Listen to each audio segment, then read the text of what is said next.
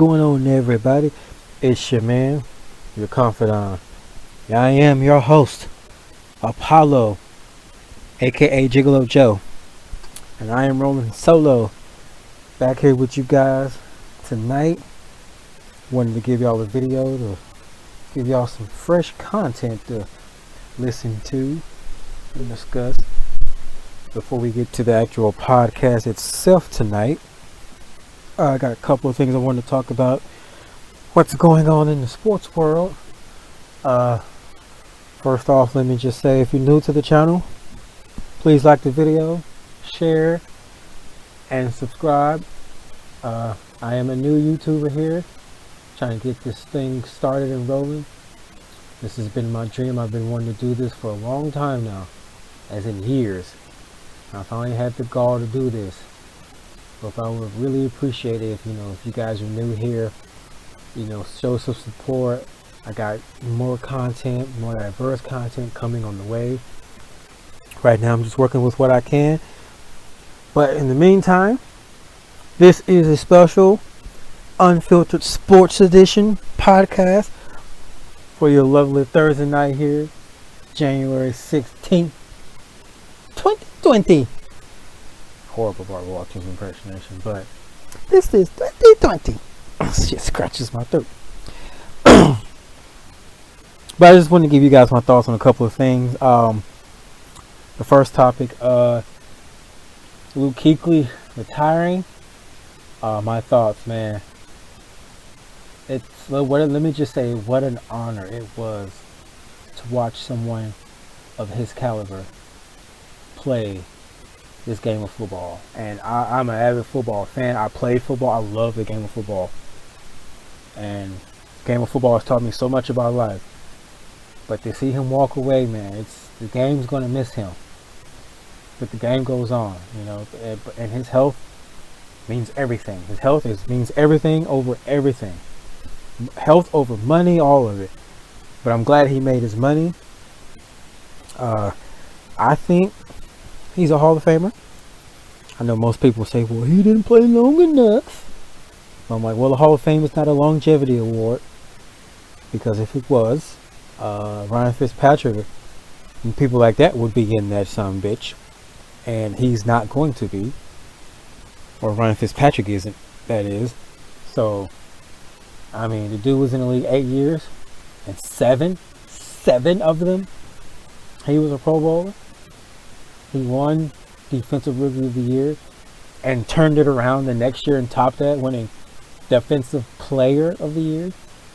The man was cerebral, man. He knew what you were doing before you did it.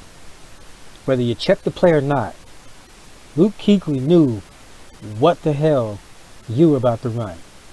And he was always in the right spot at the right time. I hate that Carolina didn't have more defensive playmakers around him, or I think they could have won a Super Bowl against Denver. I know Cam didn't show up and have his best game, but at least the defense could have carried him, And I just hate that he has to go. But like I said, his health, man, I want to see him healthy. He has definitely had a string of concussions the last couple of years, and I'm glad he's walking away on his own terms. But we're starting to see this a lot lately. You guys let me know, is this going to be a trend? We saw Patrick Willis top of his game. I mean, we were comparing him to Ray Lewis. Patrick Willis walked away. Just abruptly walked away. Just walked away like 29, 30 years old. Calvin Johnson, he kind of went through with what Barry Sanders went through in Detroit. But I mean, his body was beat all to hell too, and he walked away. Andrew Luck, body just, I mean, since he came in the league, his body just gave out on him, I feel bad for somebody like Andrew Luck. And now here we are again with Luke Kuechly. But I want you guys to discuss, and then when you hear me, listen to me, I want you to really think about this when I say this. Do you think this is going to be a trend for especially star athletes in the NFL now? Let's say And outside of quarterback position, because the quarterbacks, they're protected the most. They take hits, but they don't take them as much. That's why someone like Tom Brady is able to play to the age he is now. Same with Drew Brees, you know. But as for other positions, let's say, i.e. running back, example, Todd Gurley, Ezekiel Elliott, they just got paid at their positions. Saquon Barkley is about to be up next to get paid. Who's to say that they won't do all they can, because they got their money, do all they can to compile as many stats as they can, whether they win championships or not, and then retire by 30? Because we know running backs are washed by the time they're 30 anyway. So who's to say they won't walk out at 28, 29, top of their game, most likely, coming towards the downslope, and then they're just like, you know, well, I'm done. Or, what's another example? If I can think of one. DeAndre Hopkins. He's not that old, alright? Let's say in a couple of years, he calls it quits. Just out of nowhere. And you're like, well, he's a wide receiver. Why is he calling it quits? Maybe his body's going through something we don't know about. People react to injuries and pains a lot differently. So, you know, will we start seeing that as a trend more so for the star athletes, because they're going to get their money. Star players will always get their money, especially nowadays when players just keep resetting the salary cap. The next man up's going to reset it again. Oh, and I almost forgot Gronkowski. Rob Gronkowski walked away, and we knew the type of beating he was taking, and he walked away at 29. You know, so it's like, it's crazy. And you could tell when Luke made that video, if you guys haven't seen it, it's on the Carolina Panthers social media. When he made that video, you could hear and just see the emotion in him.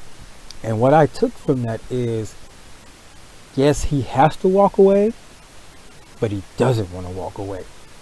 You hear what I'm saying? Like, I feel like looking in his eyes, no homo, that when a man of his caliber of talent and skill, he wants to play so bad. He wants to still play. He believes he can still play. But he has played at such a high level and set such a high standard for himself that if he cannot play to that standard, not only is he cheating himself, but he's cheating the game and he's cheating the fans. And a player like that, of that caliber, it's not in them to cheat us like that. Unlike somebody else I know. We'll get to that a little later in this video. But yeah, I got mad respect for Luke Kuechly. He was one of my favorite players to watch. I love defensive players. I played defense. I was a D-back. But, you know, in middle school, I played linebacker. I played middle linebacker. So, I wasn't no Luke Kuechly, I can tell you that. But, I mean, if I could compare him to someone, and I know a lot of people don't like doing comparisons, I look at Luke Kuechly like a miniature, not super miniature, but a smaller Brian Urlacher. Because during the 2000s, we had Ray Lewis and Matt Urlacher. Not to say Ray Lewis wasn't smart, but Ray Lewis was just a presence out there on the field. But Urlacher just always seemed to be in the right place, the right time, right situation, you know? And Urlacher was a large one. Urlacher was like 6'4", 6'5", 260. Luke Kuechly, I think he's listed 6'1". But you know, NFL, they add a couple of inches. So maybe realistically, he's like 5'11", 6 foot at best, pushing 6'1". I think 230, 240. So, you know, when you see him in his football pads, he looks like a linebacker easily all day. And he had great coverage skills to be a linebacker, especially a middle linebacker. You usually don't look at your middle linebacker as a great coverage linebacker. That's usually reserved for the outside linebackers, because you got to be quick as an outside linebacker, because you got to cover the edges. The middle linebacker, his job is to be in the middle, control the defense, and be that presence, that force in the middle when the running back tries to come up the middle. He can go side to side, but he's that's his domain, that middle. Luke Kuechly could cover you like he was an outside linebacker. Hell, maybe As Bill Parcells used to say about Roy Williams, a sea biscuit away from being a safety. You know? But, man, what was I talking about? Shit, I forgot. Oh, yeah. Luke had deceptive speed, man. Crazy how quick he was. But when you see him in regular clothes, like you ever see pictures of him in just like normal everyday clothes, he looks like a regular guy, you know? And I'm not taking anything away from him. I'm not saying that's bad. He just, when you see football players, you can tell a football player. My dad used to say, you know, you could always tell the difference. He used to talk shit about us when I played. Like, y'all walking around here with these pencil necks and shit. When we played, we had thick necks and big traps. Da, da, da, da. But in a sense, you could tell who plays football because of where their body is built. Like I said, when you see him in his pads, he looks like a linebacker. But for some reason, I don't know, maybe he was wearing tall tees or something. In regular clothes, he just looked like an average, everyday guy, you know? Like, hey, you doing, Mr. Luke Kuechly? But the game's going to miss Luke. I'm going to miss Luke. I would love to see him on TV as an analyst. I don't know if that's the direction he'll go. These other guys are retired. We ain't heard nothing from them. I mean, we know Gronk's out there partying and living his best life, but we don't hear much from Calvin Johnson. You know, he's kind of like coaching now, but you don't hear much from him. We don't hear much from Andrew Luck. I don't think we've heard anything from him this year. We don't hear much from Patrick Willis. I'm going to look and see what he's been up to lately. But I don't know what life holds for Luke. I wish him the best. I'm going to miss seeing him out there on the field. I know Carolina fans are going to miss seeing him. But this brings, to the next question. What's next for Cam Newton? What does Cam do? He just lost his other side, his leader on the other side of the ball. So, is Carolina going to let Cam go? Are they going to keep him? I mean, they just hired that, and I say this in air quotes, a passing game coordinator guy from LSU. There was Sean Payton's coffee bitch boy. Bitch boy. So, I don't think that benefits Cam at all, because Cam Newton is not a Joe Burrow type quarterback. Not saying he can't throw, but you got to mix in some mobility stuff with Cam, because Cam can move, use his legs, make him a threat. Now Cam's big ass got to learn how to slide and get the hell out of bounds to preserve his body. That's why he's so beat up now. But when Cam used to throw, Cam will throw. So I think you should mix in some read options and some quarterback keepers. That Cam used to learn to not take big hits. I mean, that's what he got to do. So we'll see what's next for Carolina. If any more news comes out, I'll keep you guys up to date. If you don't mind hearing me talk about it. I just wanted to get my thoughts about that real quick. Next thing I want to talk about, OBJ. Odell Beckham Jr. Macaroni hair, or not anymore, but macaroni hair man himself. Odell Beckham Jr. is starting to turn into Antonio Brown to me, and I do not like that at all. Now, the first incident, I don't know if you guys heard about the new incident from today, but the first thing, I get it, he went to LSU, a lot of players go back to their schools and support them. I mean, hell, Booger McFarland was on the sideline one of the games. A lot of players go back to the alma mater and support their school and on the sidelines to cheer them on. And I don't mind that at all. But after they win, for him to go out onto the field, whether it was real or not, why are you handing out money? I get it. We all get it. The NCAA needs to pay these student athletes. I'm all for that. Like, these kids they make all this money and they don't see a damn piece of it. I am all for them getting paid. But it's still a rule in place, man. You're not the one that's going to feel the penalty of that. Neither is Joe Burrow, because he's about to be at least $30 million richer. Because we all know now he's going to be the number one overall pick. Then what about these other guys, man? They still got a year or two left. You just made it hard on them. Because now, you know the NCAA, they don't play about that shit. Because they want all the money for themselves. And now you do this, man? If I'm one of them players, I would have took that money and threw that shit back in your face. You're not about to get me caught up. Mess up my chances to get bread. I get it, dog. You want to give me some money. Well, do that shit under the table. Don't be doing that shit out in public. Because now you're making yourself look dumb. And now you're making me look like I'm taking money as a student athlete. And you know the NCAA don't play that shit. Excuse me. To anybody that said bless you, thank you. I just can't believe Odell did that. It just does not make sense to me.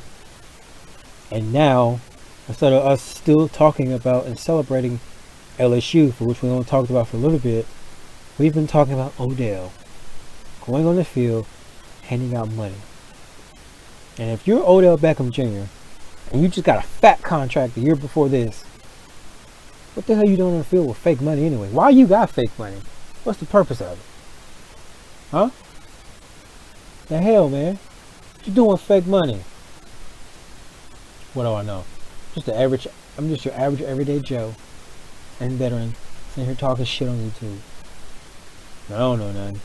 I don't know what it's like to struggle, apparently. But I damn sure don't know what it's like to be rich. So I can't even answer that question. Why? If he did have fake money, why you have it? Why? So then today,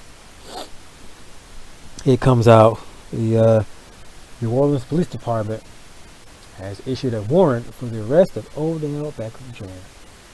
You're like, oh shit, what did he do? He did something in the Big Easy. He did something stupid, you know it.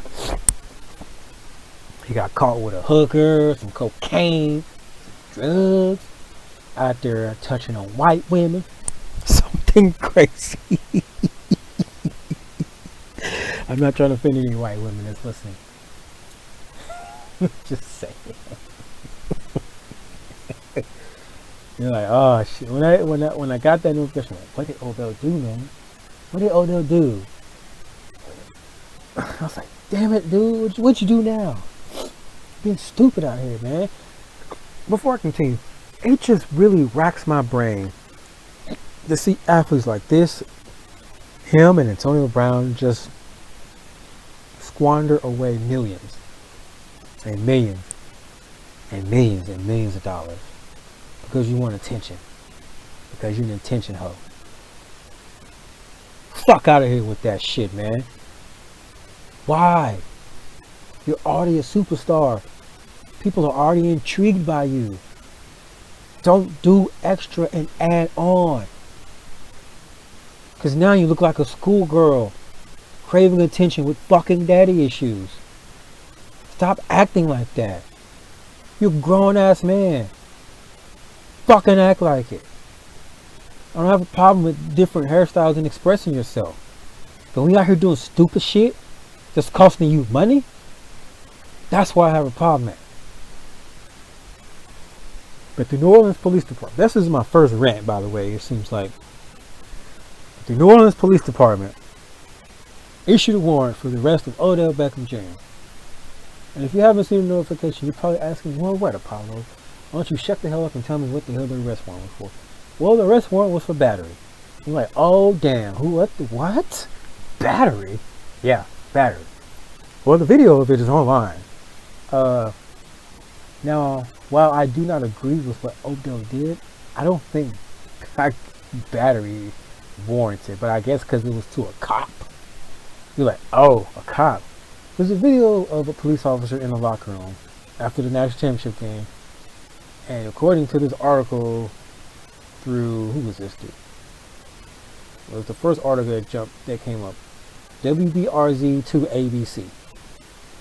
I guess that's the ABC station in New Orleans. Whatever. There was an old police officer, an old white dude, trying to, tell the athletes, you can't be smoking cigars and shit in the locker room. No, I'm not a cop. If there's anyone of law enforcement listening, please let me know down in the comment section.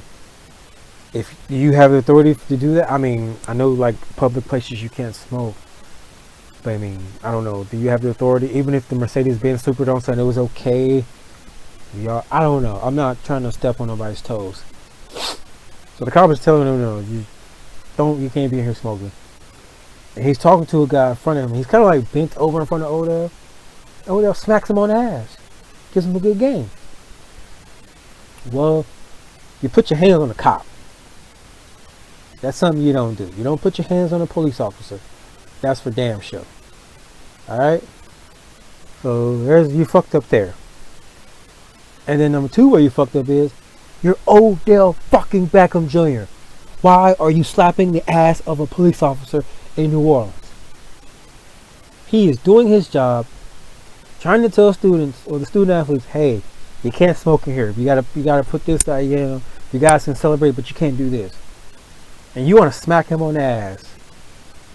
Like, think, man. Does this shit not register in your head? Think, bro. God. If I was Jarvis Landry, I would have kicked Odell square in his dick for being stupid. You can't do that, bro. You are now costing yourself money. And now the Cleveland Browns got to come out and be like, well, you know, we don't condone the actions of Odell Beckham Jr. Of course, he's acting, you know, individual. I'm not quoting the Browns directly. I'm just, you know, speaking as if I was the Browns, you know, not directly quoting them, so don't take it as that. But that's just dumb, man. These diva-ass wide receivers. This is why I oh my goodness. I want to see more receivers like DeAndre Hopkins. DeAndre Hopkins is a dog. And he ain't taking that shit, man. He's a dog. Julio Jones is a dog. I want to see more receivers like that. I want to see more receivers like Michael Irvin, Jerry Rice. I want to see dogs out there. I want to see a dude line up a receiver and say, you ain't going to guard me. I'm going to catch every fucking pass thrown my way. And I'm going to send your ass hurt like a little bitch at the end of the day. Where are those receivers at? We ain't got many of them in the league right now. We got all these sissy ass, punk ass receivers like Odell and Antonio Brown. They get on my damn nerves. If I was a defender, I would be licking my chops when I played Cleveland or back in the day, Pittsburgh was AB. Because I'm looking for you. I'm head hunting for your ass. I'm looking to get a clean shot. You can catch the ball. I'm going to tag your ass. That's my mentality on defense. I don't like prima donna football players, man. Football is not the game for that. But they find a way in there because they're so talented.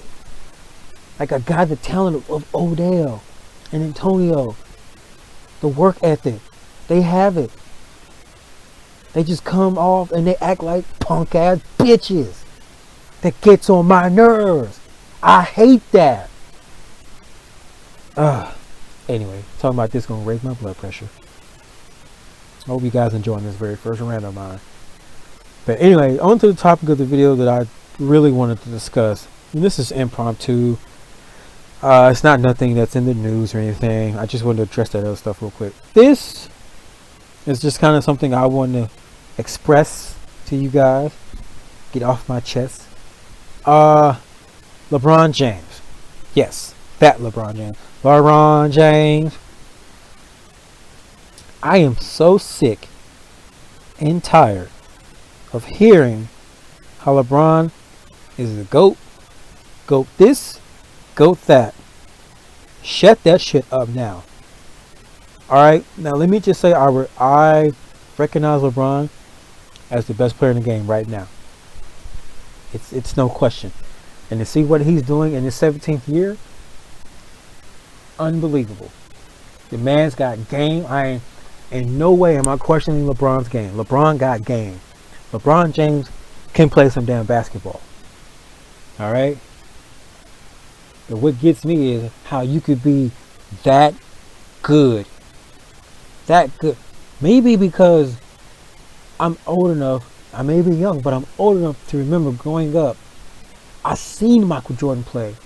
And I grew up in the era where we had Kobe, Iverson, T-Mac in his prime, Vince Carter in his prime, Steve Francis, all them dogs in the early 2000s, mid 2000s. We had dogs on the court. When the street ball started getting integrated with the NBA, and they was wearing them bag-ass uniforms. That's the era I grew up in. That's what I remember. When LeBron was just a baby. When he was just a baby out there. Still a freak of nature, but he was just a baby.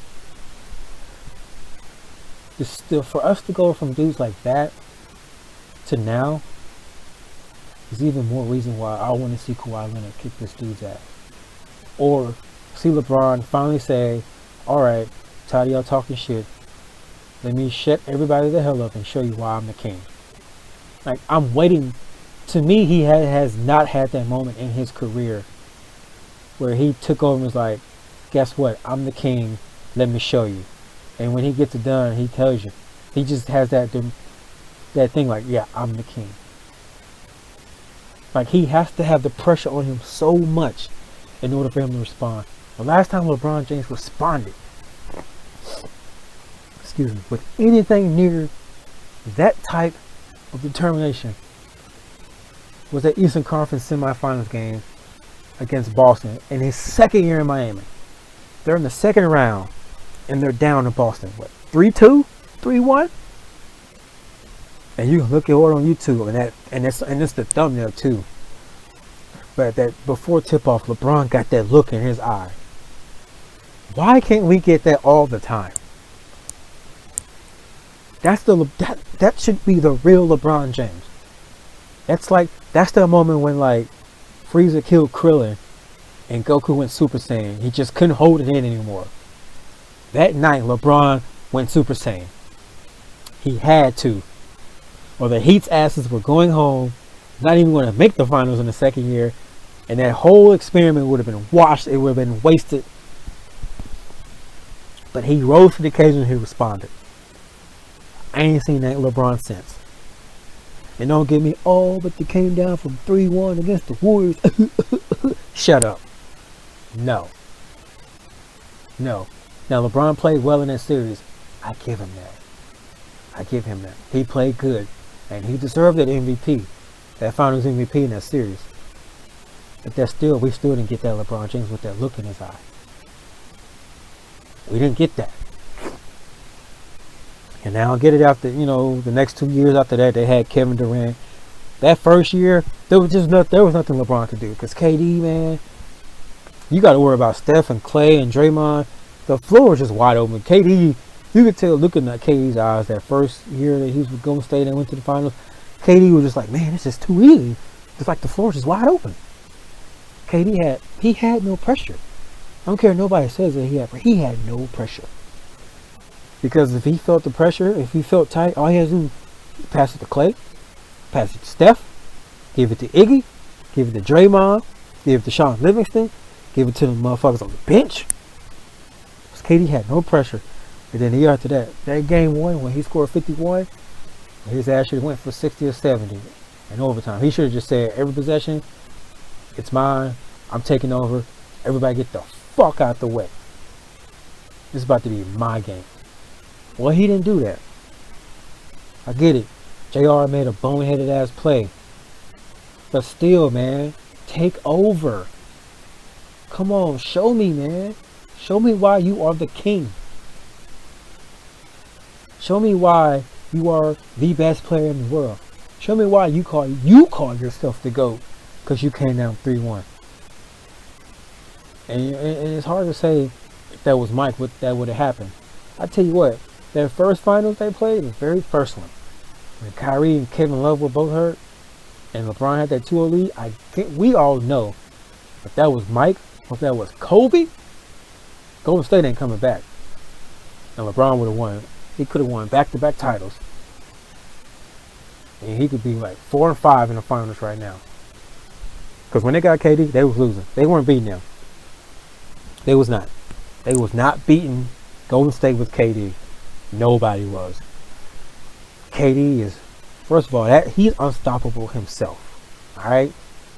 Kyrie don't play enough defense.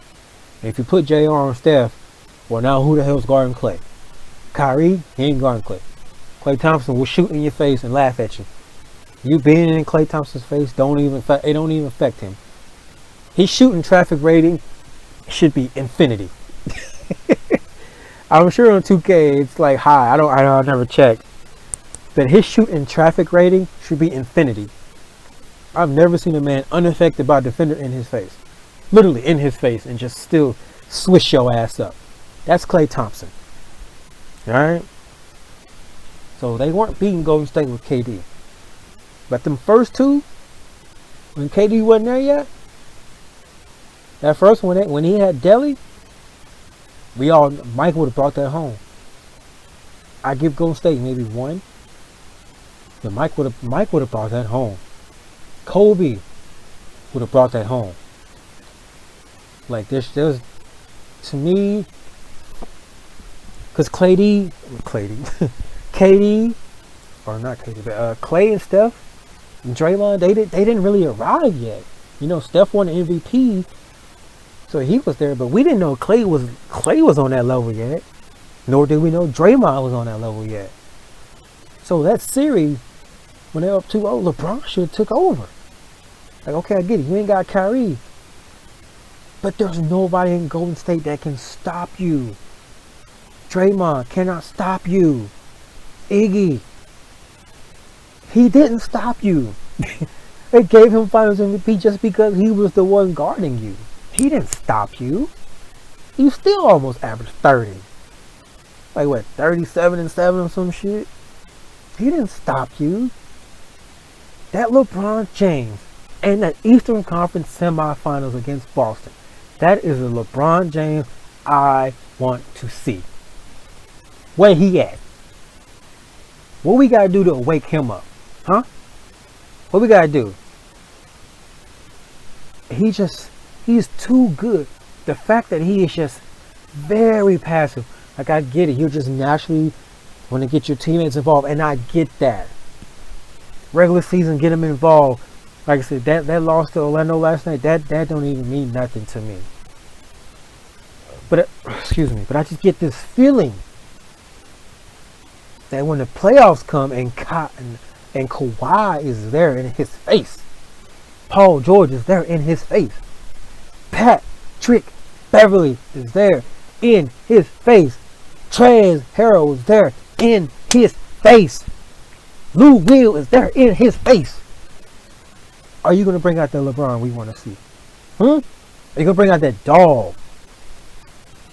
I feel like the fact that we've only seen that version of LeBron James one time, and this goes back to what I said earlier about how Luke Kuechly doesn't want to cheat us. I feel like LeBron James cheats us. I really do. And I don't like that. I feel like it's just unacceptable that he cheats us like that. He should not do that. If he doesn't give a damn about the regular season, cool. But you don't show that dog in the playoffs either. Because those 8 years you went to the finals, especially after you left Miami, we all know the East was weak. Because Boston was broken up.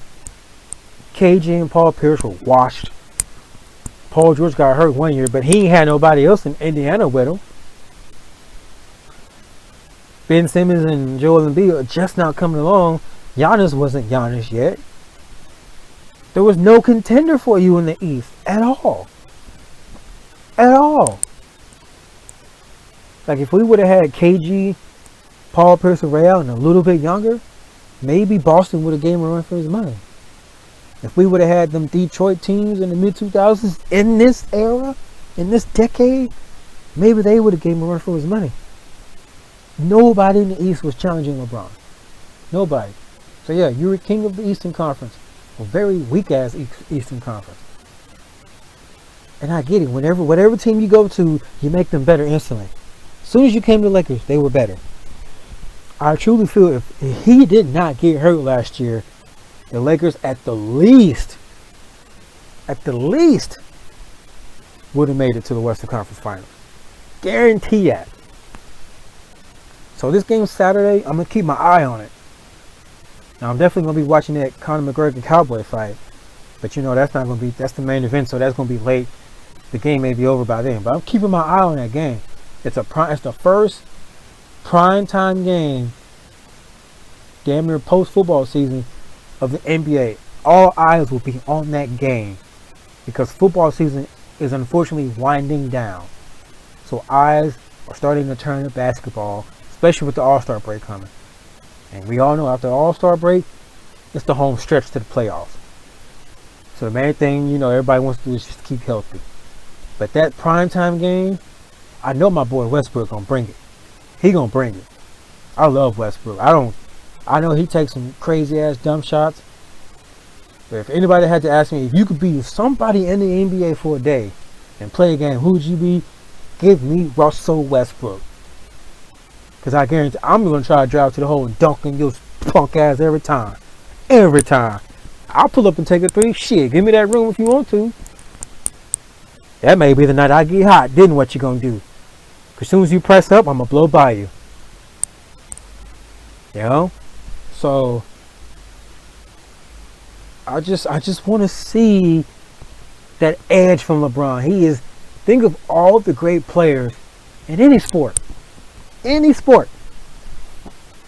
In football, hell, Tom Brady. I'm not the biggest Brady fan, but I respect Tom Brady's game. He got edge to him. He ain't the most athletic, but guess what? He got an edge to him. Peyton Manning had an edge to him because he was a perfectionist. Ray Lewis had an edge to him. Ed Reed had an edge to him. Troy Polamalu had an edge to him. Brian Urlacher had an edge to him. Elway, Montana, Marino. Hell, any great player had that dog in him. We know in basketball, Mike, Kobe, Iverson, Shaq, Olajuwon, Ewing, West, Magic, definitely Larry Bird. Shit. Hell, even the greatest Maverick, Dirk Nowitzki. Dirk had dog in him. He couldn't move worth a lick. He couldn't play no defense, but he still had that dog in him. MLB, Jeter, Mariano Rivera, closer. You know what I'm saying? You see where I'm going here? In hockey, Sidney Crosby, I guess. Wayne Gretzky. Yeah, Tiger Woods in golf. The Williams sisters in tennis. Usain in track. Everybody kind of had that dog in them. Except LeBron James. And me as a fan, I feel cheated. Every time I go back and watch the highlights of that game and watch that look in his eye in the beginning, I feel cheated now. After seeing that and then seeing him play, last 6, 7, 8 years, whatever. I feel cheated now. I don't want to feel that way with the best player in the world. Because we can say what we want about Kawhi and that load management shit he doing. We know when the playoffs come, Kawhi gonna show up. Because he showed up last year. We know Kawhi gonna show up. And Kawhi gonna hold everybody else accountable. He gonna hold Paul George accountable. We already know Patrick Beverly gonna show up because Patrick Beverly is a downright soldier. He come to play all the time. Same with Trez. They coming to play. I need that from LeBron. I need him to instill that in his team. That's what I feel like he is missing. I feel like that is what keeps LeBron, to me, from being the GOAT. Because if we just go off straight skill and ability and game alone, hands down LeBron better than Jordan. Don't get it twisted. Mike ain't stopping LeBron. I don't care how good a defense he is. LeBron is unstoppable. He is too big, way too damn strong for Mike. Now, Mike had great defense. He had good hands, and he had good hand-eye coordination. He'll probably pick LeBron's pocket. But y'all really think Mike gonna stop LeBron from getting to the hole? And I know we seen Kobe lock down LeBron in the All-Star game. But y'all really think if LeBron really wanted to, Kobe gonna stop LeBron from getting the shot he wants?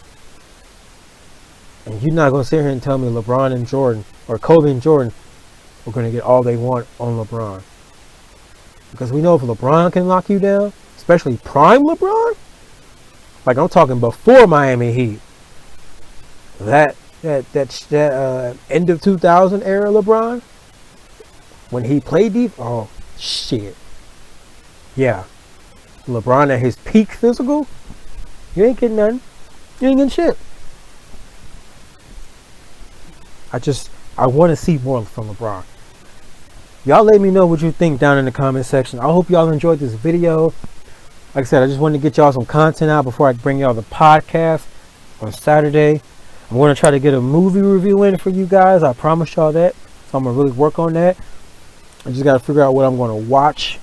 You know, I'm trying to give y'all something that's kind of not in theaters in Hollywood, because everybody's reviewing that, and my video won't get any clout with putting the title of a movie a bunch of other people are reviewing. I want to try to review some shit nobody else is watching or haven't reviewed or talking about, you know?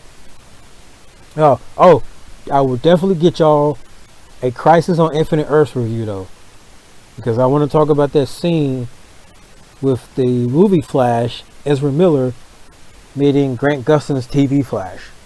I'm going to talk about how I interpret that scene, and listening to other people, what I've come to summarize from what they're going to use that scene for, and how that one scene is going to be so important for DC moving on, for not only TV, but movies as well.